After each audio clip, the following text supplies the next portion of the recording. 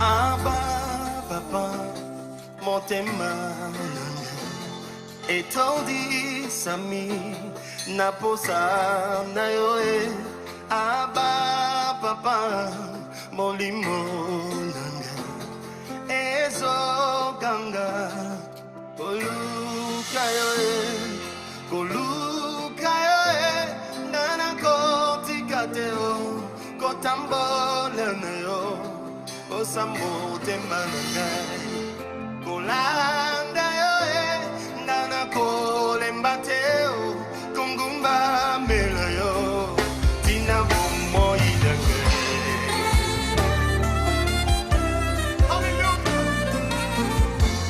Suivez Parole de vie sur DRTV International avec l'homme de Dieu, le pasteur Patrick Lévy-Sapoul. Dieu vous bénisse abondamment. Bien-aimés, nous remercions le Seigneur qui a permis encore que nous puissions être là dans notre plateau pour notre émission Parole de vie, auquel nous sommes en train de partager la parole de Dieu sur un thème important, le cœur. Nous avons parlé de beaucoup de choses concernant les cœurs, bien-aimés. Et nous avons dit ce que le Seigneur nous révèle dans sa parole pour que nous ne puissions pas servir Dieu comme nous le voulons, que nous puissions le servir comme lui le veut. Et je ne cesse de répéter que vous ne devez pas oublier que Dieu, dans sa parole, a dit « Mes pensées ne sont pas vos pensées et mes voix ne sont pas vos voix ». Cela sous-entend qu'aucun homme peut servir Dieu avec ses pensées et ses voix. C'est ainsi que Jésus a laissé la parole et il a demandé aux apôtres d'enseigner aux gens ce que lui, il a prescrit, afin que l'homme puisse comprendre par la parole de Dieu comment servir le Seigneur selon sa volonté. Mais nous ne pouvons pas servir le Seigneur selon sa volonté si nous n'avons pas encore résolu le problème du cœur. Parce que Dieu, on ne le sert pas par la tête, c'est par le cœur. Dieu ne voit pas notre apparence extérieure, mais il regarde au cœur. C'est ainsi que le Seigneur avait dit « Ce peuple m'honore des lèvres et leur cœur est éloigné de moi. » Je ne sais pas si c'est ton cas en tant que chrétien. Comment tu le sers? Comment est l'état de ton cœur? Dans quel état de cœur tu es en train de servir le Seigneur? Est-ce que ton cœur remplit les critères de la parole du Seigneur pour que tu sois apte à servir Dieu? Et nous allons continuer encore aujourd'hui sur ce thème important jusqu'à ce que nous allons épuiser notre sujet pour passer à un autre thème. Nous allons lire le livre de Matthieu, chapitre 9, le verset 1 jusqu'au verset 4, pour comprendre quelle est la pensée de Dieu concernant le cœur de l'homme. Matthieu, chapitre 9, du verset 1 au verset 4, dans la version Louis II, nous lisons notre Seigneur. Amen. Jésus, étant monté dans une barque, traversa la mer et alla dans sa ville. Et voici, on lui amena un paralytique couché sur un lit. Jésus, voyant leur foi, dit au paralytique, « Prends courage, mon enfant, tes péchés te sont pardonnés. » Sur quoi quelques scribes dirent au-dedans d'eux, « Cet homme blasphème. » Et Jésus, connaissant leurs pensées, dit, « Pourquoi avez-vous de mauvaises pensées dans vos cœurs? » Amen. Amen. Bien-aimés, vous voyez l'histoire, Dieu ne voit pas l'apparence comme notre Seigneur Jésus-Christ. Le Seigneur, lui, discerne les cœurs. Il y a eu un jour, Jésus a pris un bateau pour aller chez lui, là où il a grandi, là où on le connaissait. Mais dès qu'il est arrivé, on lui apporta un paralytique couché sur un lit. La Bible dit que Jésus, voyant leur foi, et dit au paralytique, « Prends courage, mon enfant, tes péchés te sont pardonnés. » Mais il y avait les scribes et les pharisiens qui accompagnaient peut-être Jésus, qui l'entouraient, qui appréciaient la manière dont Jésus était en train de propager l'évangile pour le salut des âmes. Mais au fond de leur cœur, quand ils ont écouté ce que Jésus a dit aux paralytiques, que tes péchés te sont pardonnés, ils ont eu des mauvaises pensées au fond d'eux contre le Seigneur. Mais ils ne se rendaient pas compte que la parole dit, Dieu sonde les cœurs. Jésus n'a pas vu leur apparence étant que les religieux, mais il a regardé au fond de leur cœur et il a fait des remarques. Et il dit à ces pharisiens, connaissant leurs pensées, il dit, pourquoi avez-vous des mauvaises pensées dans vos cœurs? Pourquoi avez-vous des mauvaises pensées dans vos cœurs?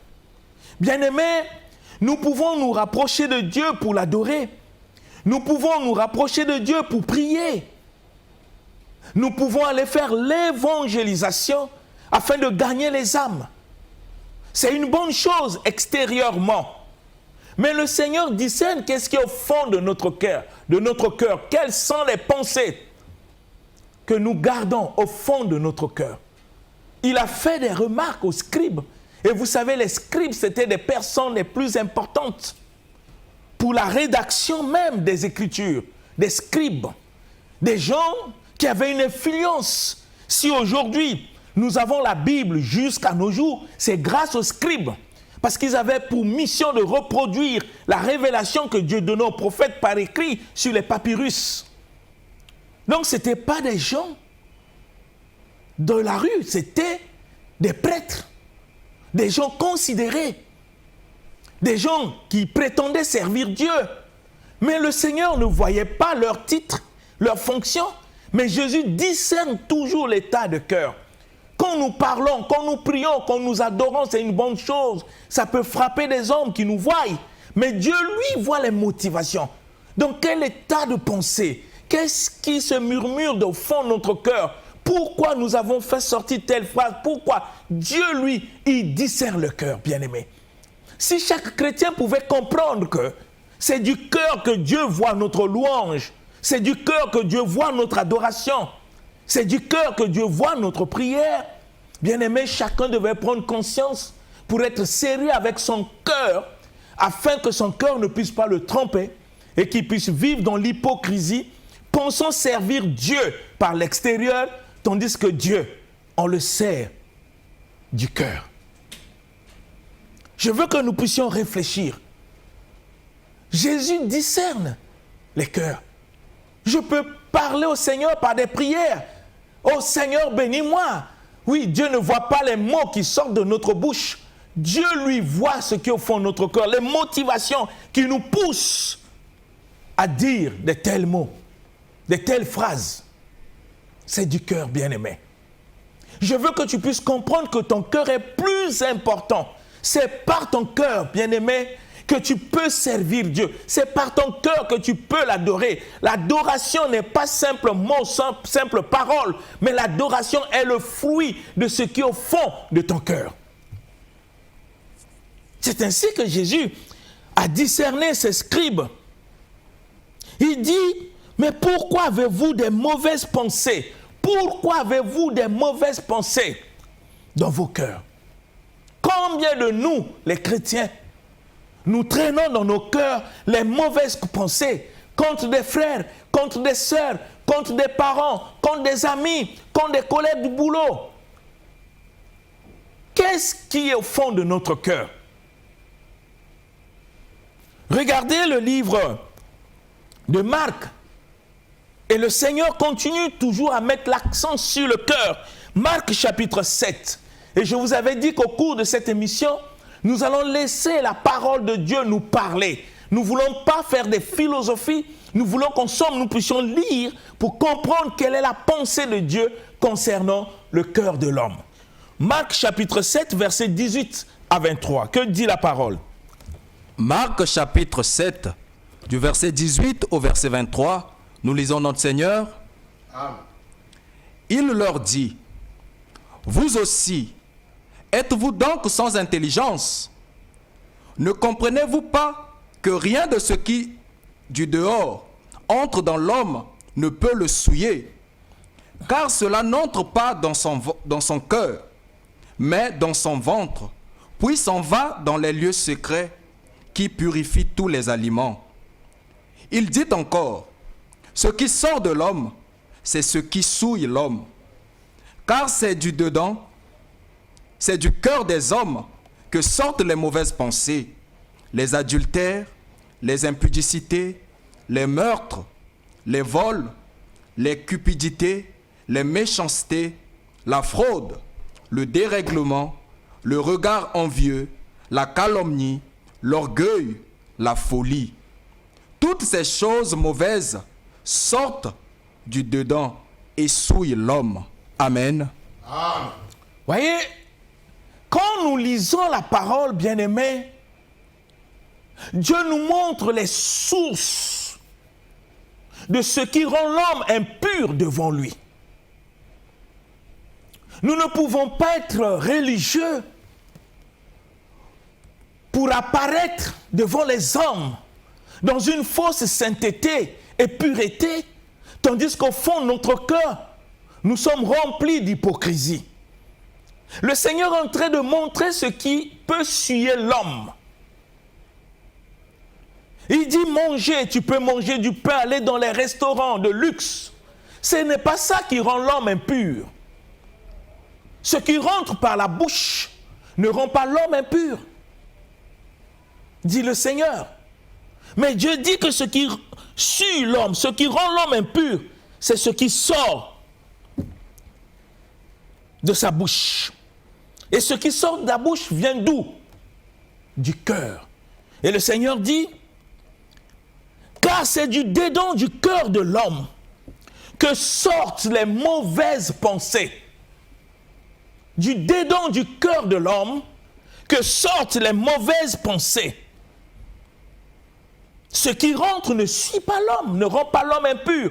Mais Dieu dit, c'est du dedans du cœur de l'homme que sortent les mauvaises pensées. Et le Seigneur continue pour dire quelles sont des pensées qui viennent du dedans de l'homme et qui le rend impur. Dieu dit la pensée de commettre l'adultère. Ça vient du fond du cœur de l'homme. Les relations sexuelles illicites, ça vient du fond du cœur de l'homme. Tout ce qui est contraire à la volonté de Dieu. Les meurtres, l'envie toujours de tuer, de détruire les autres, ça vient du fond du cœur de l'homme. Les vols, bien-aimés, ça vient du fond du cœur. Quand nous parlons de vol, nous parlons de vol en général. Le vol n'est pas seulement quelqu'un qui est parti piller la maison, il a volé les télés, non. Même au niveau de service, nous brillons par le vol. Augmenter les factures par rapport à son prix initial, c'est le vol. Scroquer les gens, c'est du vol. Nous les volons en utilisant la méthode de scroquerie pour soutirer ce qui ne nous appartient pas. Donc toutes ces choses viennent du fond du cœur de l'homme, dit le Seigneur. Il ne s'arrête pas au vol, dit les cupidités. Dans ma version, il parle au pluriel, les cupidités. Ça vient du fond du cœur de l'homme, bien-aimé. Et le Seigneur ne s'arrête pas là, il dit les méchancetés. Toujours au pluriel, parce qu'il y a plusieurs formes de méchanceté. Le Seigneur dit toutes ces choses viennent du fond du cœur de l'homme, dit le Seigneur Jésus-Christ. La tromperie vient du fond du cœur de l'homme, bien-aimé. La luxure sans hybride vient du fond du cœur de l'homme. Regard méchant vient du fond du cœur de l'homme. Le blasphème, l'orgueil et la folie. Voilà les choses qui viennent du fond du cœur de l'homme. Bien-aimé, je veux que tu puisses prendre conscience afin d'examiner qu'est-ce qui est au fond de ton cœur. Parce que Dieu dit ce sont des choses qui constituent des dangers pour l'homme et qui l'empêchent à servir Dieu comme Dieu le veut. c'est le cœur. Non, j'ai commis l'adultère parce que Satan m'a trompé, c'est du mensonge. C'est des choses que tu nourris au fond de ton cœur. N'oubliez pas que la parole nous enseigne que chacun est tenté par ses propres convoitises. Dieu ne voit pas le diable là. Parce que le diable ne te force pas à faire l'adultère. Le diable ne te force pas à voler. Le diable ne te force pas à être méchant. Le diable ne te force pas à avoir la tromperie, la tricherie comme mode de vie. Le diable ne te force pas à vivre dans le désordre sexuel. Ce n'est pas le diable, bien-aimé. Parce que le diable ne peut jamais te forcer. Parce que le diable a que le pouvoir dans ta vie, que le pouvoir que tu lui donnes. C'est une invitation. Tu as le pouvoir de dire oui, tu as le pouvoir de dire non. Tout dépend de ce qui est au fond de ton cœur. Ce que tu exprimes par ton comportement est le fruit de ce qui est au fond de ton cœur. Si ces choses n'étaient pas au fond de ton cœur, tu ne devais pas les manifester par ta conduite, par ton comportement. Nous ne pouvons pas justifier nos défauts pour l'attribuer au diable. Mais parce que le Seigneur nous a donné le pouvoir de dominer et de marcher sur toute la puissance de l'ennemi. Et le Seigneur dit, rien ne peut vous nuire. S'il y a quelque chose qui est en nous comme nuisance, ça veut dire que nous sommes responsables. Nous devons reconnaître nos défauts. Parce que Dieu dit, s'il y a adultère, s'il y a vol, s'il y a fornication, s'il y a des relations illicites auxquelles nous pouvons faire, ça ne vient pas du diable, ça vient du fond de notre cœur. Raison pour laquelle vous pouvez comprendre, bien-aimé, que Dieu dit, il faut garder ton cœur plus que toute autre chose dans ce monde, afin de ne pas laisser ton cœur te conduire dans des choses qui sont contraires à la volonté de Dieu. À un certain moment, bien-aimé, cessons d'accuser le diable. Parce que celui qui a le pouvoir sur le diable, c'est nous. Parce que le Seigneur nous a donné sur la croix. Qu'est-ce que Jésus nous dit? Il dit, je vous ai donné le pouvoir, la puissance de marcher sur toute la puissance de l'ennemi. Comment quelqu'un qui a le pouvoir de marcher sur toute la puissance de l'ennemi et que l'ennemi puisse le vaincre? Comment vous pouvez expliquer ça? Nous devons prendre conscience de nos défauts. Nous devons prendre conscience de nos actes. Parce que ce que nous manifestons extérieurement, il n'y a pas d'excuse. C'est parce que nous le voulons. Ce n'est pas le diable qui nous pousse, c'est nous qui décidons. Essayons de réfléchir. Bien-aimés, le Seigneur nous parle d'une manière claire pour nous montrer les sources de nos comportements. Il nous montre la source de nos défauts. Il dit, ça ne vient pas du diable. Jésus ici, dans ce contexte, dans le livre de Marc, il ne parle pas du diable. Il parle de ton cœur. Il dit, si tu voles, le vol est dans ton cœur. Si tu commets l'adultère, ça y est dans ton cœur. Si tu commets la fornication, ça y est dans ton cœur, bien-aimé. Si tu vis dans le désordre sexuel, ça y est dans ton cœur, c'est ce que dit Jésus. Il n'est pas un homme pour mentir. Il nous parle de ces choses pour que nous prenions conscience de qui nous sommes dans le Seigneur et quel mode de vie nous devons mener et comment nous devons protéger notre cœur contre tout ce que le Seigneur nous révèle dans sa parole, ces choses qui nous rendent impurs devant Dieu. Réfléchissons. Quand tu voles, tu dis Satan m'a trompé. Menteur. Vous savez, le péché, c'est une invitation. Mais la décision de commettre ne vient pas de Satan, ça vient de toi. C'est ainsi que le Seigneur dit dans la parole, ne donnez pas accès au diable. Ne donnez pas accès. Ça veut dire que le diable peut utiliser ses ruses pour nous pousser à commettre. C'est à nous de dire oui et c'est à nous de dire non.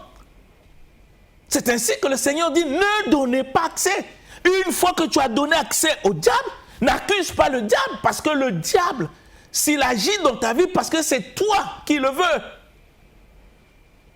Si nous n'étions pas responsables de nos péchés, des actes que nous posons, pourquoi Dieu nous exige la repentance? Si on était innocent, Dieu ne pouvait pas nous exiger la repentance. S'il nous exige la repentance parce qu'il sait que nous sommes responsables des actes que nous posons. C'est une question de responsabilité, de comprendre qu'est-ce qui est au fond de ton cœur qui peut te rendre impur. Et Jésus le dit d'une manière claire. C'est ce qui sort de l'homme. Et ce qui sort de l'homme vient du fond de son cœur. Mais qu'est-ce qui est au fond de notre cœur? Bien-aimés, les mauvaises pensées, les adultères, le désordre sexuel, la fornication, les meurtres, on est prêt à tuer. On est prêt à détruire la vie des autres.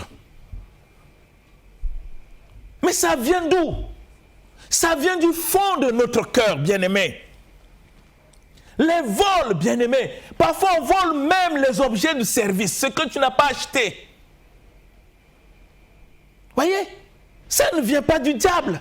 Ça vient du fond de ton cœur. Prends conscience du défaut afin de renoncer au mal, de renoncer à ces choses et de donner ton cœur au Seigneur. Alors ton comportement changera. Bien-aimé, le vol vient du fond de notre cœur. Vous ne pouvez pas imaginer. Vous pouvez aller dans nos hôpitaux. Comment vous pouvez expliquer? Des gens qui gèrent des pharmacies de l'hôpital volent même les produits. Vous allez dire que c'est Satan. Non, ça vient du fond de leur cœur. C'est la décision. Rappelez-vous du jardin d'Éden.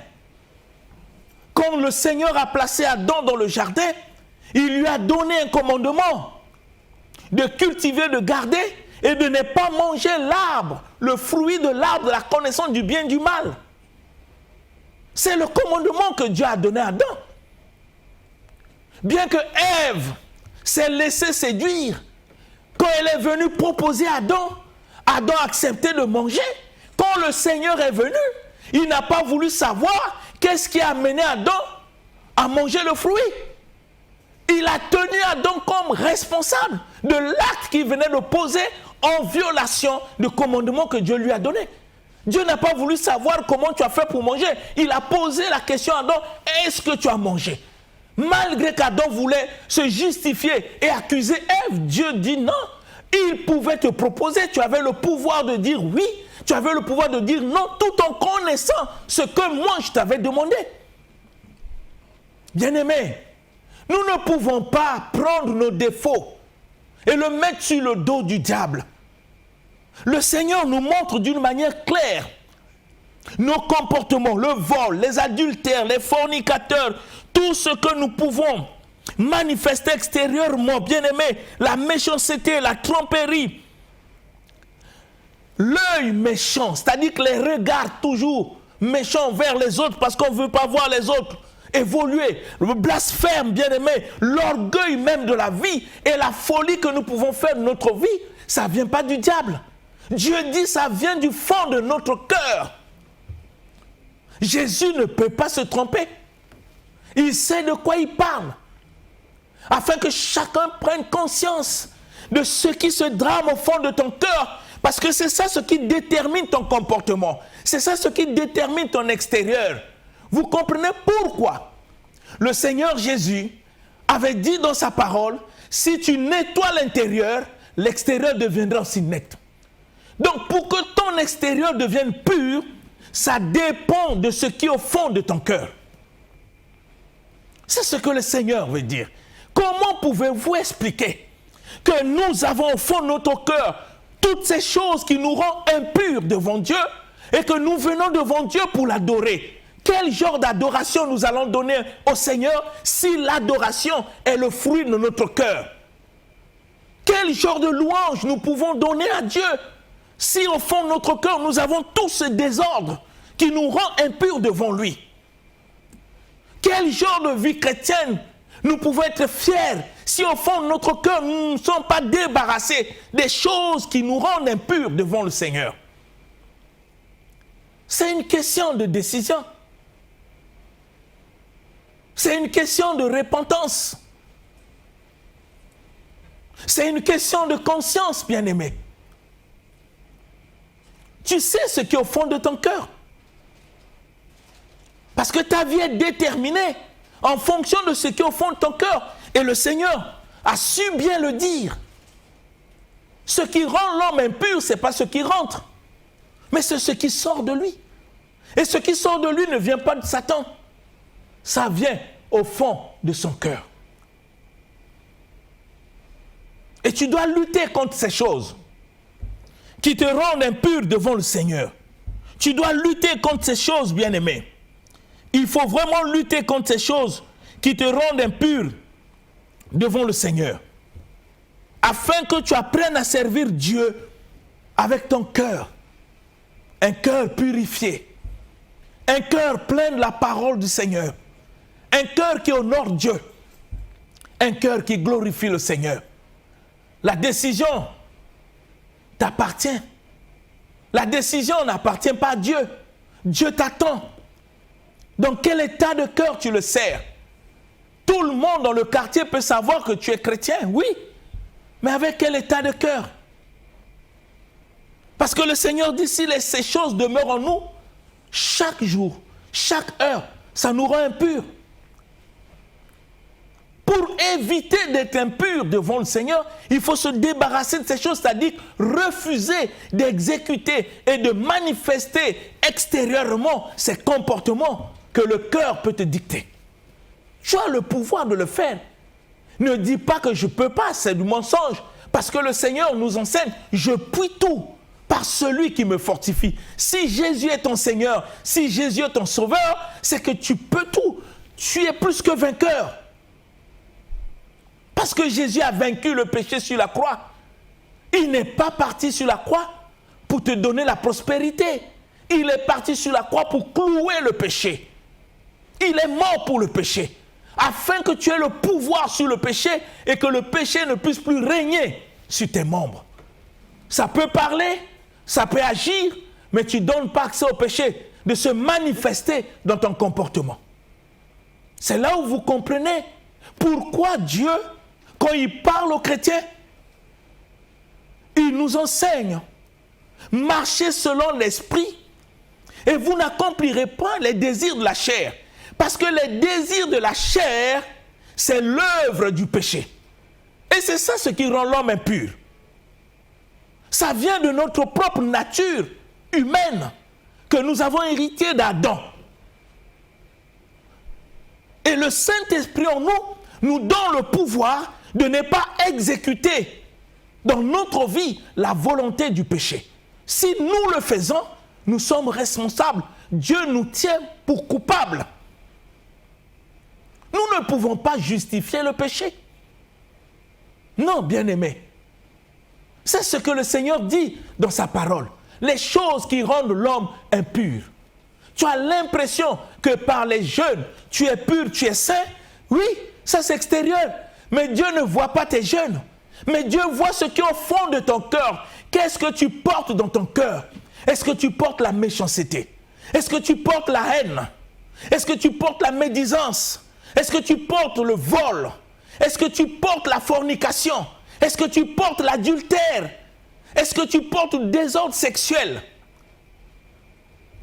Qu'est-ce qui est au fond de ton cœur auquel tu manifestes par ton comportement et que tu dis je n'arrive pas, comment je peux faire pour laisser? Ce n'est pas un problème de comment je dois faire, c'est un problème de décision. Il faut prendre conscience du mal qui est en train de t'arranger jour après jour et qui te rend impur.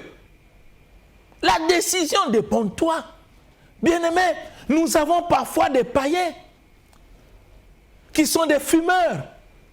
Sans prier, parfois ils prennent des décisions radicales de ne plus fumer. Quel miracle ils ont fait? C'est le miracle de la décision parce qu'ils ont pris conscience du mal que la cigarette peut apporter dans leur vie. Ils ont décidé par eux-mêmes parce que Dieu a doté l'homme de la capacité de décider. Sinon, Dieu ne devait pas nous demander de se repentir si on n'avait pas la force de se repentir. Qu'est-ce que la repentance? Mais c'est prendre conscience du mal et renoncer afin de changer la direction. Ça, Dieu ne le fera pas à ta place. Il t'attend. Donc, tu n'as pas d'excuse. Si un païen peut décider de ne plus boire Mais à plus forte raison, un chrétien doté du pouvoir de Dieu est doté du Saint-Esprit. Si un païen arrive à abandonner un certain nombre de choses, lui qui ne prie pas, lui qui ne connaît pas Dieu, mais qui a utilisé la capacité que Dieu a donnée à l'homme, parce qu'il est le créateur des humains, du païen et du chrétien. Il a doté chacun de nous.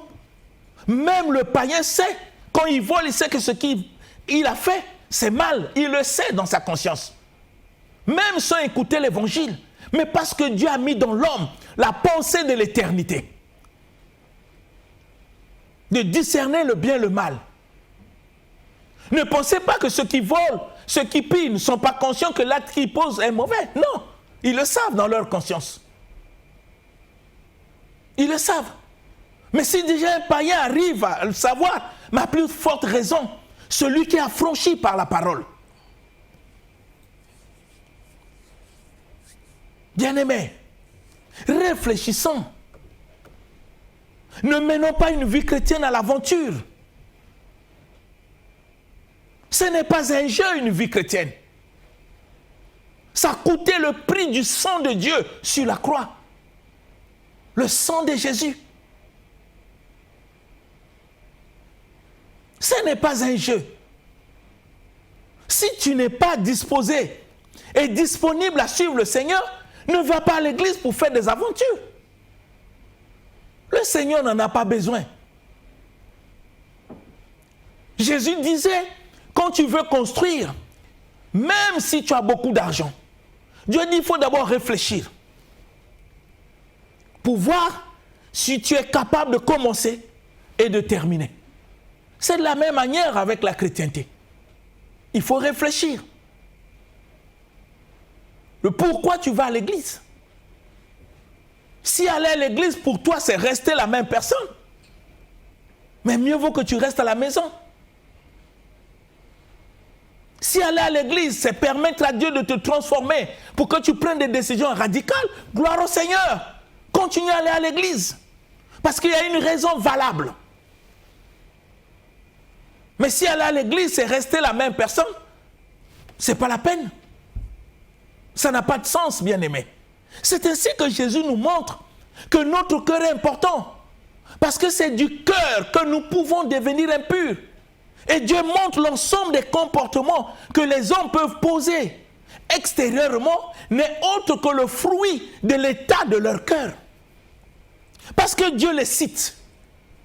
L'adultère, le vol, il les cite. Les mauvaises pensées, les relations sexuelles illicites, les meurtres, les cupidités à cause de l'argent. On est tellement cupide, on est prêt à tuer. On est tellement cupide, on est prêt à se croquer. Mais ça vient d'où? Mais du fond de ton cœur. Ça se trouve en toi, bien-aimé. Et Dieu veut que tu renonces à ces choses. Tu regardes toujours les autres dans un mauvais œil, dans une mauvaise pensée. Mais ça vient d'où? Du fond de ton cœur. Et à cause de ces choses, nous créons tout autour de nous parfois des ennemis. Des problèmes auxquels parfois nous n'arrivons pas à porter. Mais parce que ça vient du fond de notre cœur, bien-aimé. Travaille ton cœur. C'est du cœur, bien-aimé. Ne sois pas un chrétien d'apparence. Sois véritablement un chrétien du cœur. Dans le livre de Proverbes, chapitre 3 plutôt, le verset 1 à 8. Proverbes, chapitre 3. Nous lisons le verset 1 jusqu'au verset 8. Proverbes, chapitre 3, du verset 1 au verset 8. Nous lisons notre Seigneur. Amen. Mon fils, n'oublie pas mes enseignements et que ton cœur garde mes préceptes, car ils prolongeront les jours et les années de ta vie et ils augmenteront ta paix. Que la bonté et la fidélité ne t'abandonnent pas. Lis-les à ton cou, écris-les sur la table de ton cœur. Tu acquerras ainsi de la grâce et une raison saine aux yeux de Dieu et des hommes. Confie-toi en l'Éternel de tout ton cœur et ne t'appuie pas sur ta sagesse. Reconnais-le dans toutes tes voies et il aplanira tes sentiers. Ne sois point sage à tes propres yeux. Crains l'Éternel et détourne-toi du mal. Ce sera la santé pour tes muscles et un rafraîchissement pour tes os. Amen. Vous comprenez la pensée de Dieu, bien-aimé. Il nous enseigne pour que nous évitons d'emmagasiner dans nos cœurs ce qu'il venait de citer dans le livre de Marc qui nous rend impurs. Il dit, mon fils, n'oublie pas mes commandements. Et que ton cœur garde mes lois, mes commandements. Nous ne devons pas garder des choses qui nous rendent impurs. Nous devons garder au fond de notre cœur les commandements de Dieu. Et il y a une raison à cela, et Dieu dit, car ils t'apporteront de jours longs et des années de vie et de paix. Si nous voulons avoir la paix dans notre cœur, si nous voulons prolonger le jour de nos années sur la terre, Dieu nous demande de garder sa parole, ses commandements au fond de notre cœur. Et le Seigneur continue de dire que la bonté, la vérité ne t'abandonnent pas. Lis-les en ton cou et écris-les sur les tables de ton cœur. La bonté, l'art de faire du bien aux autres, de chercher les biens des autres. Nous devons l'avoir au fond de notre cœur. Et la Bible dit, alors tu trouveras la grâce et la compréhension, l'intelligence aux yeux du Seigneur et des humains.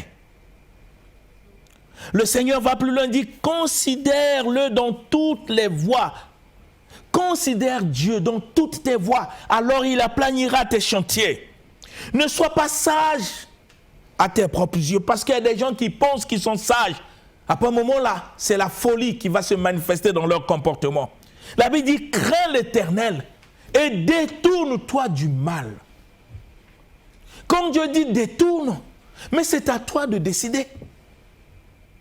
Ce n'est pas Dieu. Parce que tu as le pouvoir de te détourner du vol. Tu as le pouvoir de te détourner de l'adultère. Tu as le pouvoir de te détourner des relations sexuelles illicites. Tu as le pouvoir de le faire, bien-aimé. Et la Bible dit, quand tu le fais, ça sera pour toi une guérison pour tes muscles et un rafraîchissement pour tes os. Bien-aimé, je veux que tu comprennes. Nous allons revenir sur ce sujet pour notre bien, que cela puisse être ta vie, pour que tu t'éloignes de tout ce qui est contraire à la volonté de Dieu. C'est au nom de Jésus-Christ que je le demande. Amen. Amen. Amen. L'émission Parole de vie avec le pasteur Lévi Nikwe, chaque mardi à partir de 17h10 sur DRTV International. Papa, motema etondi sami naposa na yoe aba papa molimo